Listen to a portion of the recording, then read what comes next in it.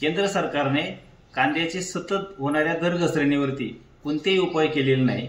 सततची निर्यात बंदी, निर्यातीवरची विविध बंधनं यामुळे मागच्या 2 ते 3 वर्षांमध्ये कांदा उत्पादकांना मोठा आर्थिक फटका बसलेला होता। या आर्थिक नुकसानीला सरकारने कुठलीही मदत न करता आताही गेल्या काही महिन्यांपासून कांद्याला अतिशय कमी दर मिळतोय आणि असं असताना राज्य सरकार, केंद्र सरकार कांदा उत्पादकांना कुठल्याही प्रकारची आर्थिक मदत करत नाहीये। गुजरात सरकारने काल कांदा उत्पादकांना, तेथील स्थानिक कांदा उत्पादकांना 200 रुपयाचे अनुदान जाहीर केले आहे। जास्तीत जास्त एका शेतकऱ्याला 50,000 रुपयापर्यंत। गुजरातमध्ये कमी प्रमाणात कांद्याचं उत्पादन घेतलं जातं। देशात सर्वाधिक जास्त उत्पादन घेणाऱ्या महाराष्ट्रामध्ये कांदा पीक हे शेतकऱ्यांचं प्रमुख नगदी पीक आहे। यासाठी कांदा उत्पादक शेतकऱ्यांना किमान 500 रुपयाचं अनुदान अति तातडीने जाहीर करावं। आता महाराष्ट्र सरकारचं पावसाळी अधिवेशन सुरू आहे।